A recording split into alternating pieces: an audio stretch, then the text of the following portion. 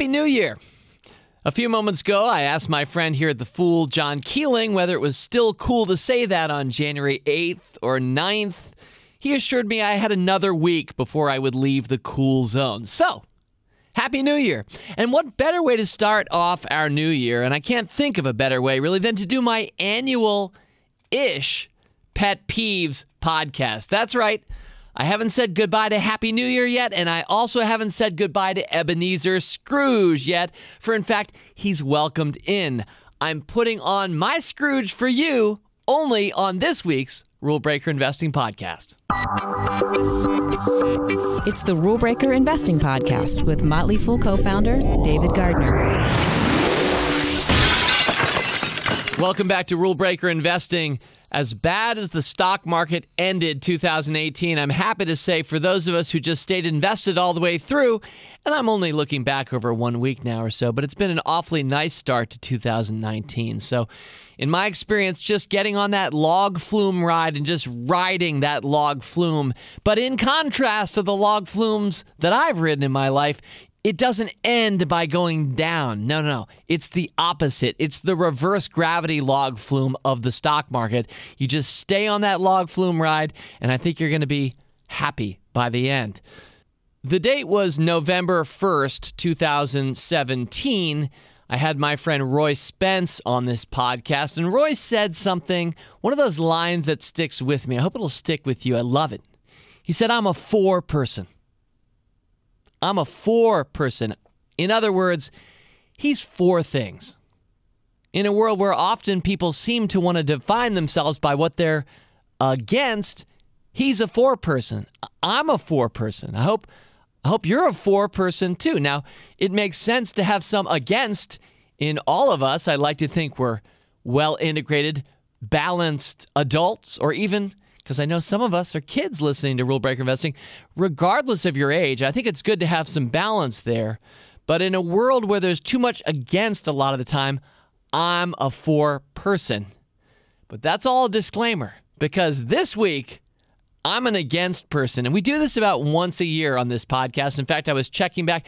It wasn't 2 weeks after Roy was on this podcast. It was November 15th, 2017. That's the last time I got to air out some of my pet peeves.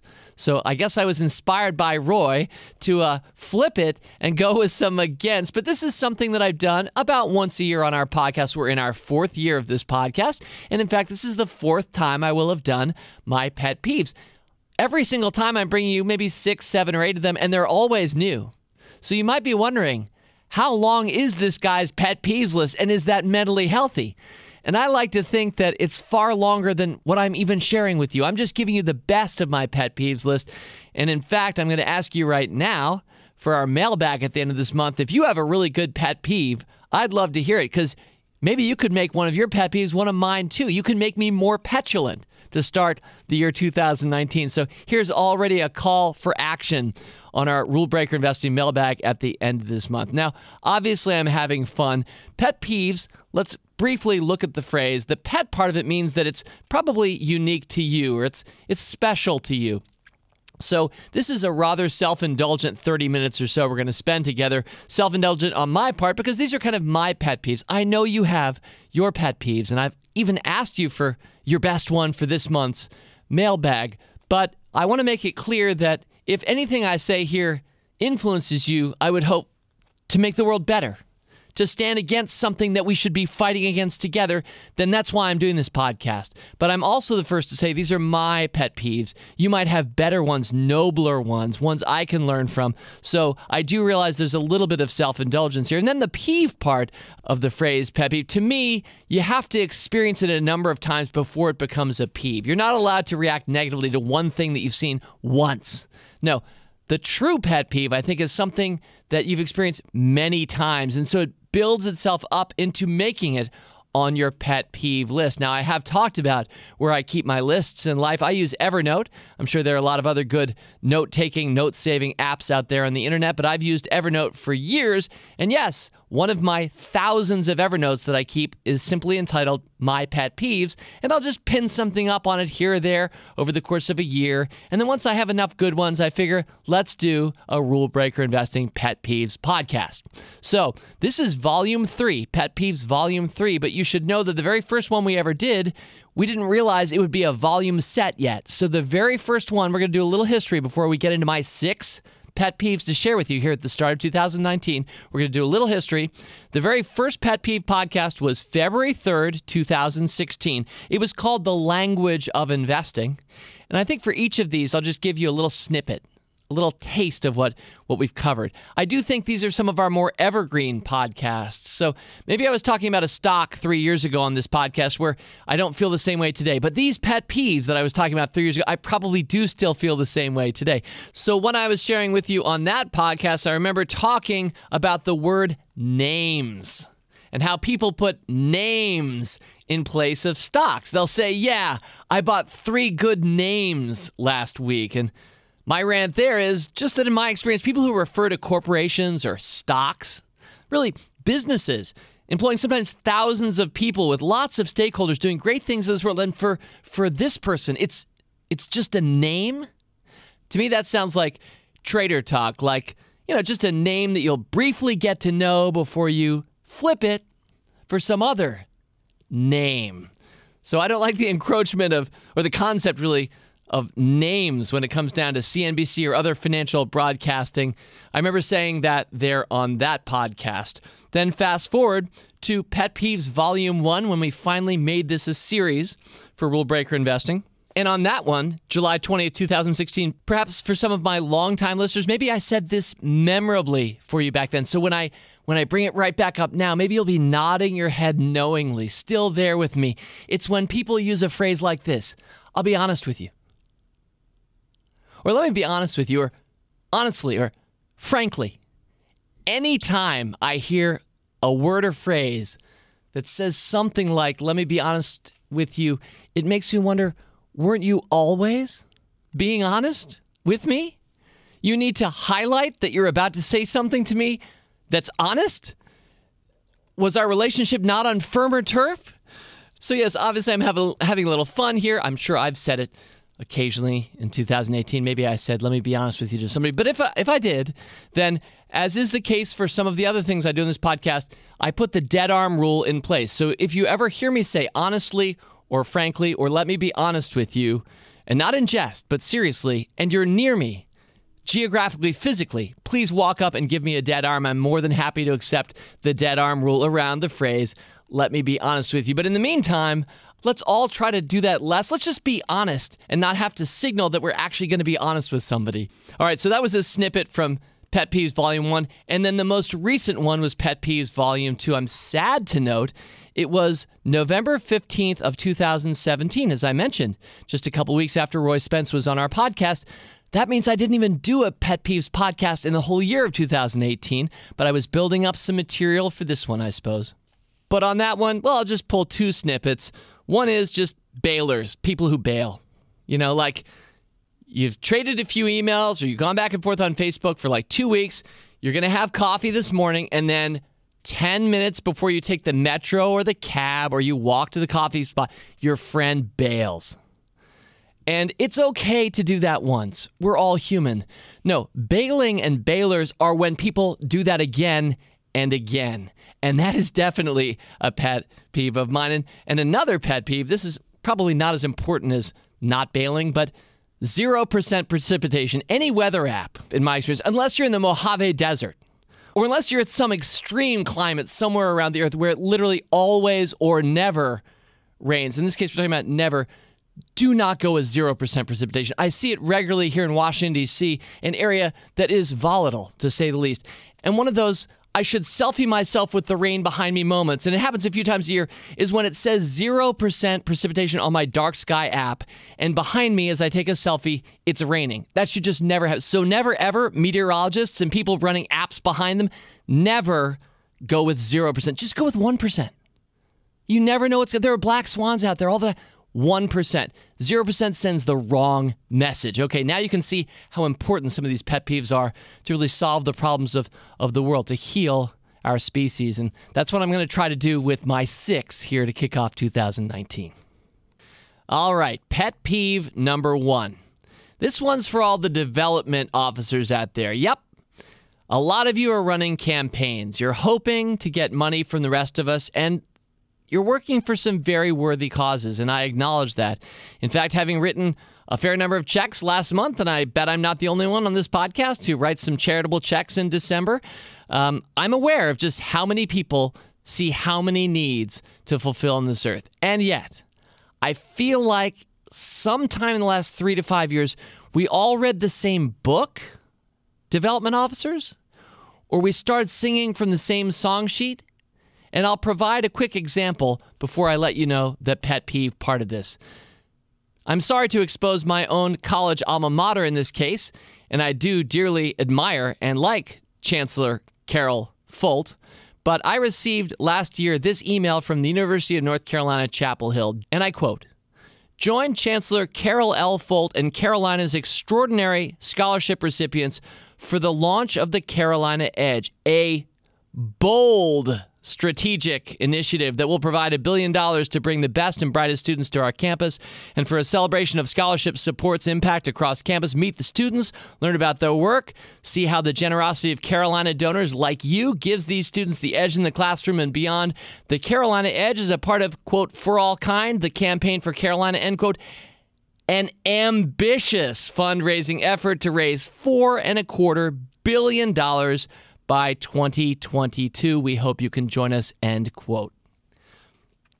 Discerning listeners may have already begun to suspect what has become a pet peeve of mine in the last year, and that is the constant reliance on the phrases bold or ambitious for any campaign that anybody seems to be launching. Now, I acknowledge that sometimes it is bold. And indeed, when you feel like you're asking more money than you're going to get, when you're asking the rest of us to reach even deeper into our wallets or pocketbooks, yes, that is bold of you. But if everybody in your field is being bold and ambitious, there's a lot of generosity out there, but it starts to drain the rest of us. I deeply admire the American military. I've done a few podcasts in the past. I feel like there's a lot of boldness and courage among the U.S. Armed Forces, and not just U.S. Armed Forces, but really the armed forces that are helping keep the whole world safe all around the world. That's courageous. But based on what I'm seeing out there, there's actually far more boldness, not in our armed forces, but among our development officers and the campaigns that they're running. So, to lay it bare, I would find it refreshing for any charitable campaign to say it's not bold, it's not ambitious. You know that game where you sit around with other people and you think ahead of time, we're going to hear from the CEO of this company again, and he or she always says these phrases, and people are playing bingo, and somebody jumps up and says bingo because they heard the catchphrases or regularly use words from that person of influence, and you're playing bingo with them? Well, I think we could play bingo with most campaigns today if you just filled the whole grid 5 by 5 with the words bold and ambitious. That's an easy win. All right, that's pet peeve number 1. Pet peeve number 2. So we're going to talk about vanity plates. Now, I realize a lot of people don't like vanity plates. And you might think that I'm about to say that a pet peeve of mine are vanity plates, but we're going to head the opposite direction. Now, before we do, I should make sure I'm defining my terms, because this is a colloquial term that we use here in the United States of America. I know we have a lot of international listeners. You might use this phrase too. You might recognize it, but if you don't, I want you to know that we have a choice here in the United States of America. You could either take the license plate for your new car that's given to you by your state government, that'll have a random group of numbers or letters, kind of an alphanumeric randomness. And this is definitely universal. I just spent some of my break in London, and sure enough, London, there are a lot of 6-letter license plates darting around the city, and it's very clearly been randomized. So that's what all of us kind of get default issued. But some people seem, for whatever reason, willing to pay above that. Might be $40, might be $100, to pay above that to actually have a word on the license plate of their car. Now, as you might suspect, I am, in fact, one of those people, and I'm hoping not to be defensive with this particular point, but I want to say that pet peeve number 2, I'm going to call it vanity plate hate. And I think there are a few reasons that we should not hate the people who pay money to say something on their license plate. Here's reason number 1. Reason number 1, and this is the most important reason, is that they're giving free money to the state. They are voluntarily paying a tax. They're adding money to your coffers. They're making services more affordable by paying above their standard government-issued license plate to say something on their car. They're helping. This is a good thing. So to use a phrase like vanity plate, which has a negative connotation, at least in my experience, very clear negative connotation, I don't think we should be doing that. I don't think we should be discouraging people being willing to just add money to the state coffers. In fact, I don't have the right phrase, but let's just go with like personality plate, because that kind of leads me to reason number 2, that I don't think we should have this universal vanity plate hate. Reason number 2 is it's a more fun world out there. Do you really want to drive around and just sit there at a stoplight and look at a random alphanumeric sequence? Old school online people. Do you remember CompuServe back in the day? Maybe you once subscribed to CompuServe. I didn't. And in part, this is why.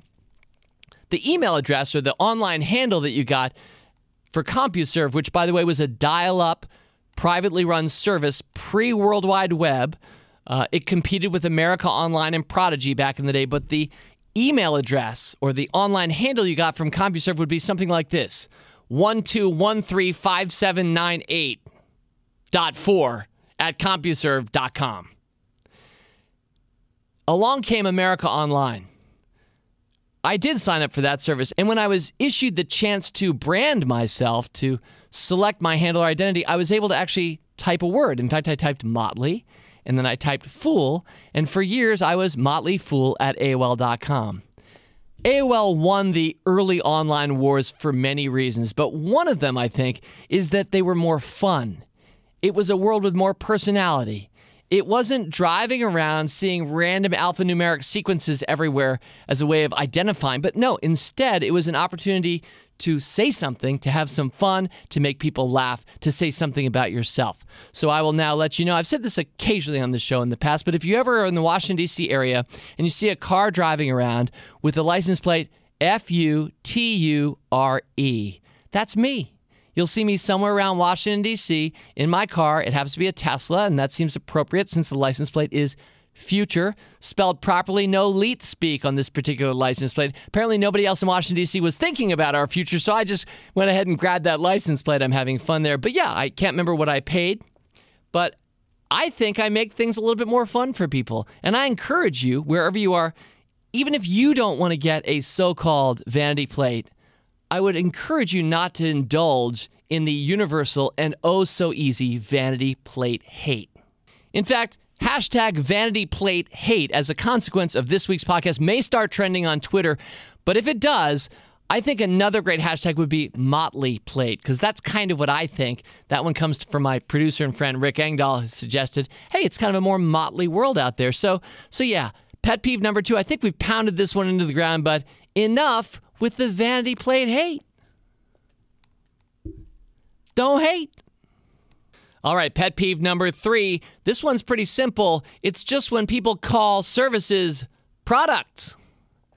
I was attending an Economic Club of Washington event. I even noted the date here. It was June 7th of 2018. This is kind of a luncheon where visiting CEOs come in, and some of us get to go in and hear them get interviewed and maybe ask a question.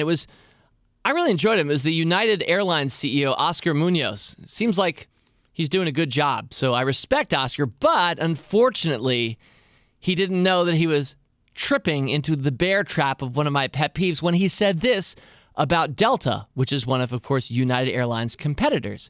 He said, quote, "They have a great product too," end quote.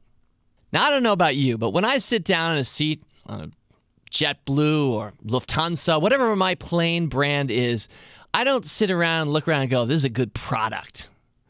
That not only does that sound like corporate biz talk to me, but it sounds like backward-looking 3 decades ago ways of talking about the world biz talk to me.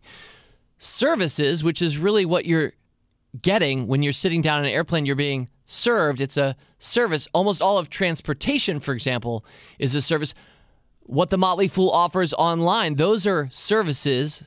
Sometimes we may even call them products. If we do so in our marketing, they're doing that against my wishes. Not that anybody needs to listen to me at the Motley Fool, but services are an increasingly important part of our economy worldwide, and rightly so, because as Kevin Kelly, the co-founder of Wired, and a wonderful podcast interview here on this podcast a year or so ago, as Kevin Kelly's pointed out, dematerialization is one of the more important trends of our times. Things that used to be physical are disappearing. You no longer really need a GPS device now that you have a phone. You also don't necessarily need an alarm clock next to your pillow anymore when you have a phone. Things that used to be physical are disappearing. Products are becoming less relevant and services are becoming more relevant, and Delta is not a product. I don't think United Airlines, Mr. Munoz, is either. I think you do yourself and your competitors a disservice when you use the word product, which I always prefer, if possible. He didn't do this, but I like to do this with a little bit of a Midwestern twang there, a little bit of product, right? So when services are called, well, products, that's a pet peeve. Pet peeve number 3.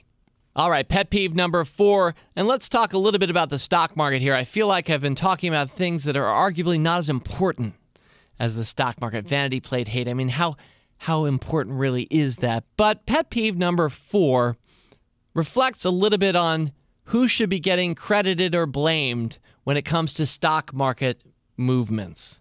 And so, yeah, my pet peeve here is I don't believe that any president, regardless of whether I'm talking about the present one or any past one, should spend much time taking credit or blame for what happens with the stock market during his or one day her term.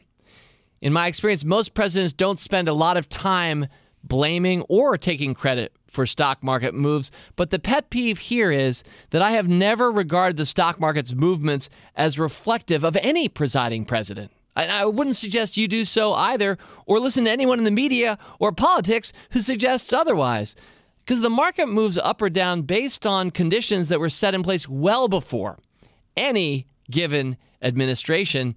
And then on the other hand, the market is always looking ahead. Its prices are being set in part on expectations lasting beyond the current administration. So to read the market as if it reflects well or poorly on a president, I think is to misunderstand our economy and our markets, which are far more deeply rooted in the private sector, which I think anyway is itself far more deeply rooted than the public sector or whatever is our current administration. It's always funny when new administrations kick off, people speculate about which stocks will do well over the next 3 or 4 years. But again, so much of what the stock market is doing is reacting to what's already happened. If we've had a big run-up, sometimes the market will just sell off, and that doesn't really reflect on an administration. And again, since the market's always looking ahead, this idea that you and I can use the stock market's performance as a proxy for what's happening in Washington, even though I was born in Washington and live in Washington, D.C. today, I strongly disagree with. So pet peeve number 4, pretty clear here. Let's not spend a lot of time blaming anybody or crediting anybody, specifically in the executive office, with the movement of the stock market. It's a much bigger thing than whatever the present administration is. It runs, as I say, to the very roots of America, long-standing businesses that have been around for decades, entrepreneurs that are getting started in garages even now. They're really powering the world around us. The products and services we buy every day, their employees stay for decades sometimes. Most administrations last 4 or 8 years. So I think it's a real mistake to spend much time at all thinking a lot about how the stock market's movements are crediting or blaming what's happening in Washington. Now, obviously, they're a little bit tied together, but not nearly enough as most people think, at least in my experience. All right, pet peeve number 5. I don't think it would be a a pet peeve podcast of mine if I didn't look at language just a little bit. So I just have a couple.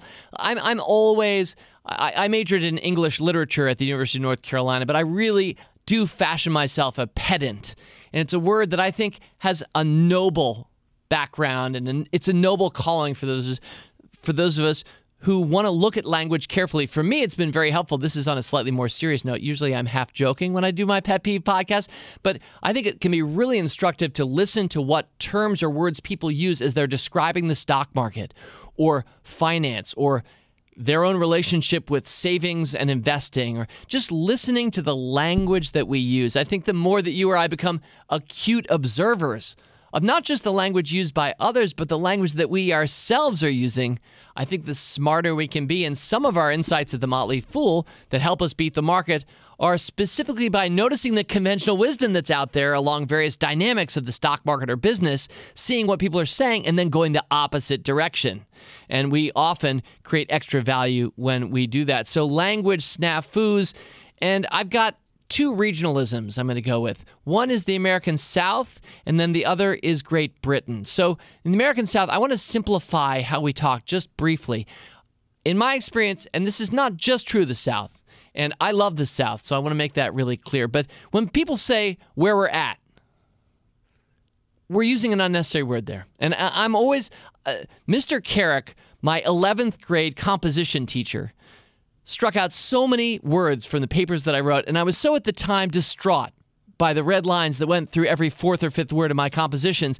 But then in retrospect, decades later, I'm so grateful for that I see an opportunity to just put a red line through. So we don't need to ever say at there. It's just where we are, not where we're at. It's just as quick to say where we're at, and it might sound fun, but it's just really where we are, not where we are at. So just trying to help here. And then let's go across the pond, having just spent a little time in London, and there's an unnecessary syllable being added to an otherwise lovely word. And it'll pop up if you're looking at a map and you're standing there with your British friend, and you need to turn the map around because the person who has the map has flipped it the wrong way around, and you're trying to orient yourself. And so your British friend, in my experience, will say, oh, let's orientate the map.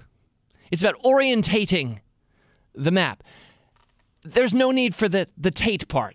It's just let's orient the map. And because British English is the highest form of English, and after all, English started in Great Britain, it's somewhat ironic perhaps for me to be throwing this back across the pond, but my British friends, we never ever need to say orientate. It's unnecessary. Orient is a lovely word. And if that were the end of this podcast, I would describe that as a very dull ending because it's kind of a small point and not really, we'd be going out with a whimper, not a bang. I'm not sure that number 6 is going to give us the bang that we want. I hope that you've already heard a bang or two in this podcast, enough to share with a friend or throw it out there on social media and to send me your best pet peeve for this month's mailbag. But I'm going to close out with something from my favorite sport, and that's baseball. So if you're a baseball fan, indulge me. If you're not, feel free to just listen to your next favorite podcast and just skip this last couple of minutes. But there's something we're doing in baseball that once I started reading more from Bill James, the great mind behind Billy Beane and Moneyball, the Michael Lewis book turned into a movie, a better understanding of numbers in sports. There's something that baseball continues to do today. And the fool in me, capital F, that likes to challenge conventional wisdom wants to call it out right here. It's not even baseball season, but I just have to do it. And that is the word and the concept of errors. So in baseball, for those who are not clear on this, if there's a ground ball, that means the batter bats the ball and it starts going toward you.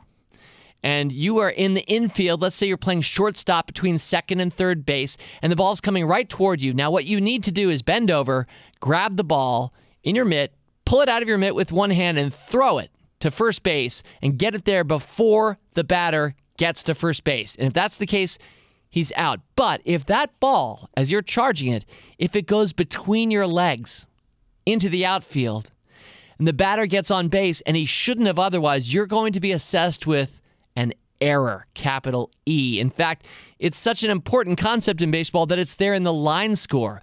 Runs, hits, and errors is how traditionally we express at the end of a game what happened in that game. How many runs were there? That's the final score. How many hits? Oh, and how many errors? Not only that, but pitchers get forgiven. So in the example I just gave you where you were playing shortstop and made an error, if that runner who got on base because you made a mistake, otherwise he would not have been on base, if he comes around to score, the pitcher on your team will not be penalized. That will be called an unearned run. You made the error, not the pitcher, so the pitcher won't be blamed for your snafu. And we call those unearned runs. So we even have divided runs at the end of a season. How many should have happened, and then how many were unearned and not the pitcher's fault. And yet, whenever a player makes a great play, nobody's counting that. And whenever a fielder makes a great catch, a diving catch, or grabs one over the fence that would have been a home run, the pitcher, who without that outstanding play would have given up a home run or a run, the pitcher apparently just benefits from that. No problem there. We're not even going to count that. So somewhere a century or so ago, somebody decided that as we watch baseball, we should just be looking, kind of like I am in this week's podcast, just looking for negatives. Not being a for person, but just looking for where mistakes are being made. Let's count those up. And yet, I think not only in baseball every day, but in life, far more great plays are occurring that are unnoticed relative to the many mistakes that are being pointed out by people like me on a podcast like this, or in this context, in Major League Baseball, or even in Little League Baseball. So if you love baseball, I would encourage you to break the rules yourself as a fellow rule breaker and start counting great plays that shouldn't have been made. I'm not sure that this will ever change baseball as we know it, but I would love to see baseball of the future start counting these. And if we're going to say it all comes down to the pitcher, then just as there are unearned runs that pitchers give it up, there are unearned benefits that pitchers are getting every day. And in conclusion, I think more time spent counting great things happening and less time spent on the bad ones. Certainly on this podcast, I've tried to drill this one home for you, my regular listener. I think we should be learning more lessons from our successes than from our failures. And indeed, a great stock pick will make you far more money than your worst stock pick will ever lose you. Simple math. And I see the same thing in baseball. So I realize if you're not a baseball fan, maybe I did close out this week's podcast with a whimper, not a bang. But if you're a baseball fan, or even just somebody who aspires toward a better world, I hope there's a little bit of bang in this final point. Pet peeve number 6. Let's just get rid of errors. Silly. Or let's replace them by starting to count the great unexpected things that happen in baseball, in your portfolio, or in life. All right. Well, next week's podcast, it's ironic for me to point this out, but this is something else we do once a year, and it'll be volume 4 of David's Biggest Losers. So even though I just finished by saying, let's count the great stuff, I also like to hold myself accountable, as I hope you hold yourself accountable, by looking at, in this case, the worst stock picks I've made, my worst decisions over the last few years. So, yep, it's my annual look at the blooper reel of my worst stock market picks. David's Biggest Losers, Volume 4, next week. In the meantime, fool on. As always, people on this program may have interest in the stocks they talk about, and the Motley Fool may have formal recommendations for or against. So don't buy or sell stocks based solely on what you hear. Learn more about rule breaker investing at rbi.fool.com.